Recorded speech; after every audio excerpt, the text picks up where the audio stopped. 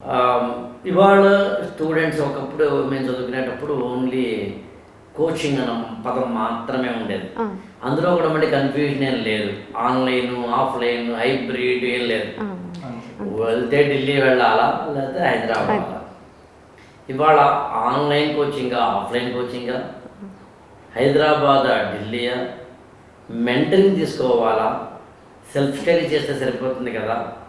Already ఇంటర్నెట్‌లోనే కావాల్సినంత content దొరుకుతున్నప్పుడు ఫ్రీగా guidance కూడా దొరుకుతున్నప్పుడు యూట్యూబ్‌లో మళ్ళీ నేను ఎందుకు ఒక కోచింగ్ తీసుకోవాలి లాంటి కన్ఫ్యూజన్స్ అనండి లేదా అజంప్షన్స్ అనేవి స్టూడెంట్స్కి ఉన్నాయి.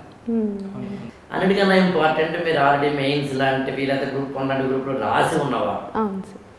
సింపుల్ క్వశ్చన్ అడుగుతాను. కోచింగ్ బెస్టా? మెంటరింగ్ బెస్టా? సెల్ఫ్ స్టడీ బెస్టా? సార్ మీరు అన్నట్టు కోచింగ్ ఇంపార్టెంటా, గైడెన్స్ ఇంపార్టెంటా, మెంటర్షిప్ ఇంపార్టెంటా అన్న క్వశ్చన్స్ రావడం ఈజ్ వెరీ న్యాచురల్. అది ఎవరికైనా వస్తుంది. ఇన్ మై పర్స్పెక్టివ్ నేను కోచింగ్ తీసుకున్నాను కాబట్టే నేను బెటర్ అయ్యాను. ఇన్ మై పర్స్పెక్టివ్ నేను మెంటర్షిప్ తీసుకున్నాను కాబట్టే నేను బెటర్ అయ్యాను. ఇన్ మై పర్స్పెక్టివ్ నేను సెల్ఫ్ స్టడీ ఇప్పుడు చేస్తున్నాను కాబట్టే నేను బెటర్ అవుతున్నాను. ఏ లెవెల్ ఆఫ్ ప్రిపరేషన్లో మనం ఉన్నాము అన్నది మనకి ఇంపార్టెంట్. సో మీరు ఎమెచ్యూర్గా వచ్చారనుకోండి, ఖచ్చితంగా కోచింగ్ తీసుకోవాలి. Coaching is very very pivotal in this preparation.